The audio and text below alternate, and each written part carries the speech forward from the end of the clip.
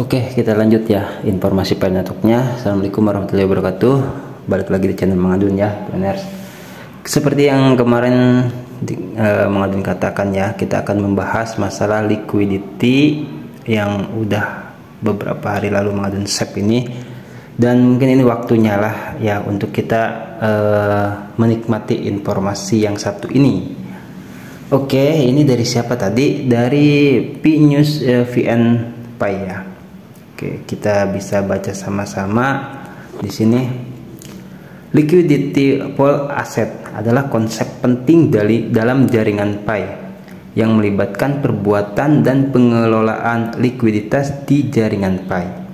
Peran pool aset likuiditas adalah untuk menciptakan pasokan likuiditas untuk transaksi di jaringan Pi.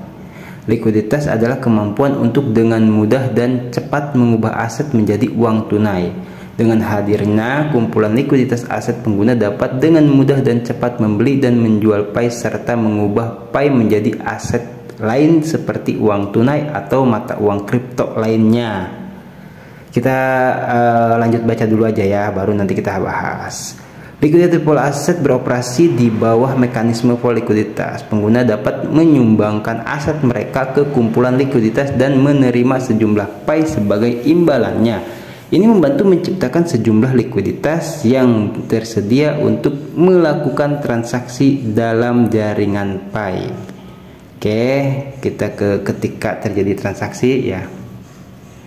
Ketika terjadi transaksi, sistem akan menggunakan likuiditas pool aset untuk melakukan konversi aset. Hal ini membantu memastikan bahwa pengguna dapat dengan mudah dan cepat melakukan pembelian dan konversi dalam jaringan Pi. Semoga komunitas jaringan Pi sukses. Amin. Oke, di sini ada tabel juga ya. Kita bisa lihat ada tabelnya yang di kolom merah itu ya. Liquidity pool asset. Tuh, penjelasannya seperti yang di atas. Oke, ini video ini Mang Adun asupkan atau masukkan ke apa namanya, ngobrol asumsi ya, karena kita belum memastikan kebenarannya ya, karena bukan core team langsung yang ngepost gitu. Jadi ya tidak ada masalah kita masukkan ke ngobrol asumsi untuk sebuah pengetahuan juga ya, barangkali ini betul adanya gitu loh. Oke, gini penjelasannya. Yang pertama, kita masuk di posisi ini ya, melibatkan perbuatan dan pengelolaan likuiditas di jaringan Pi. Peran pool aset likuiditas adalah untuk menciptakan pasokan likuiditas untuk transaksi di jaringan Pi. Ini sebenarnya yang kemarin Mang Adun katakan ya, kalau nggak jeli-jeli banget ya, karena Mang Adun sendiri kan bukan bagiannya ya bahas ranah yang semacam ini, tapi Mang Adun juga sama belajar gitu loh. Ini poinnya di sini ya, likuiditas adalah untuk menciptakan pasokan likuiditas untuk transaksi di jaringan Pi. Oke ya, kita fokus di yang adalah untuk menciptakan pasokan likuiditas untuk transaksi di jaringan Pi. Oke, likuiditas adalah kemampuan untuk dengan mudah dan cepat mengubah aset menjadi uang tunai. Ya, di situ ya. Jadi dengan hadirnya kumpulan likuiditas aset, pengguna dapat dengan mudah dan cepat, nah di sini nih, membeli dan menjual Pi serta mengubah Pi menjadi aset lain seperti uang tunai atau mata kripto lainnya. Sepertinya nih ya, yang ingin disampaikan oleh postingan yang satu ini yaitu tentang adanya perkumpulan ya di sini, yaitu mata uang kripto, memperluas, bisa ya dikatakan memperluas sistem jaringan Pi, karena yang kemarin Mang Adun katakan, Pi kemungkinan sangat besar itu sebelum bisa berdampingan dengan uang fiat, maka akan berdampingan dulu dengan kripto lainnya ya, koin-koin digital lainnya. Nah ini yang akan kita bahas ya gitu.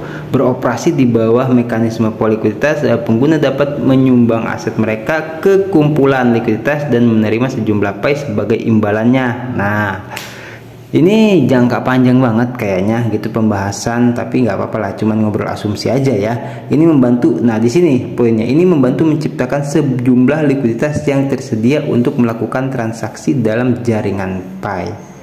Oke, jadi kalau misalkan Pi Network ada di link atau kumpulan mata uang cryptocurrency katanya ya, seperti itu gitu. Nantinya itu gini, dengan bantuan likuiditas full asset ini gitu, jadi semua pengguna baik itu yang dari non komunitas Pi Network ya, itu bisa mengconvert ya gitu. Jadi Mang Adun tidak mengatakan di sini Pi diperjualbelikan, tidak. Makanya di sini dikatakan dengan adanya hal semacam ini gitu, kalau misalkan terkumpul, nah maka mereka itu akan mendapat imbalan sejumlah Pi itu. Nah ini bagus untuk perkembangan ekosistemnya di dalam Pi Network gitu, sehingga ketika misalkan aset itu terkumpul dan beberapa pengguna mendapatkan Pi, otomatis jaringan sosial atau jaringan Pi ya, itu ekosistemnya pengguna akan lebih banyak yang menggunakan Pi. Poinnya di situ ya gitu. Jadi fokus ke misi dan visi tuh khususnya di sini ya, supaya banyak masyarakat atau orang-orang yang belum tergabung di Pi itu bisa tergabung di Pi dengan bantuan likuiditas pool asset ini gitu. Karena apa? Karena kita tahu banyak orang yang sudah berkecimpung di dunia kripto seperti itu. Nah nanti kalau misalkan Pi Network itu sudah jadi, ini nggak tahu kapan dan di mana ya kejadiannya, tidak disebutkan juga ini bursa atau misalkan Pi Exchange seperti itu ya. Yang pasti dari kesimpulan video ini Mang Adun coba untuk menelaah, yaitu bahwasanya network itu bisa berdampingan mata uang kripto lainnya dan bisa dikonversi katanya, atau dikonvert ya, atau diubah menjadi kripto yang lainnya juga gitu. Karena sekarang tuh di bursa tuh masih dilarang sama Kortim.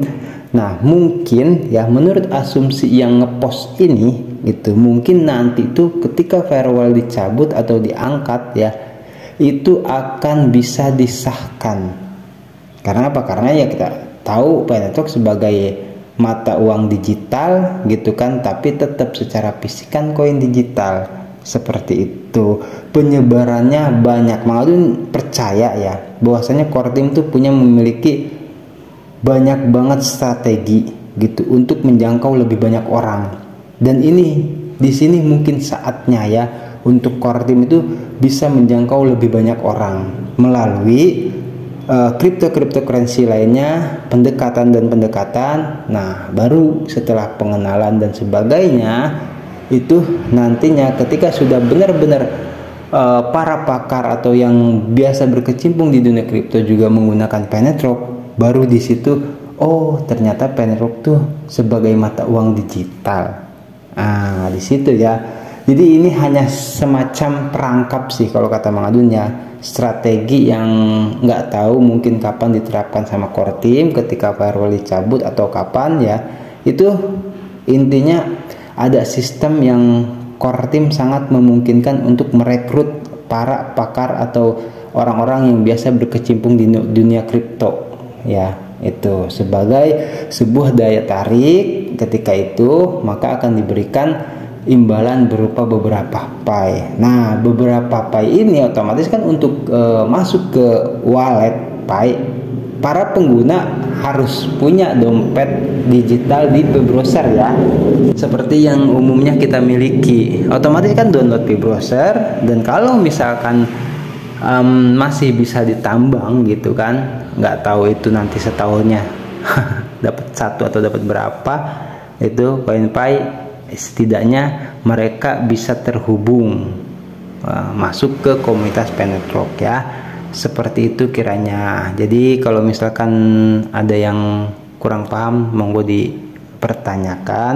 Ini Mang Adun cuma ngobrol asumsi saja ya, tidak berani mengiyakan atau mengenggakkan soal informasi ini, karena informasi ini disertakan juga dengan tabel yang ada bukti ya. Tapi karena bukan Pi Kortim yang memposting, makanya Mang Adun tidak berani membenarkan dan tidak juga berhak menyalahkan. Tapi menurut Mang Adun ya seperti itu asumsinya ya, yaitu kesimpulannya ini cuman sekedar untuk strategi bagaimana Kortim bisa merambak masuk ke dunia cryptocurrency yang lainnya juga, tapi melalui pendekatan. Oke, kita tetap ikuti aja informasi perkembangannya seperti apa nanti ya.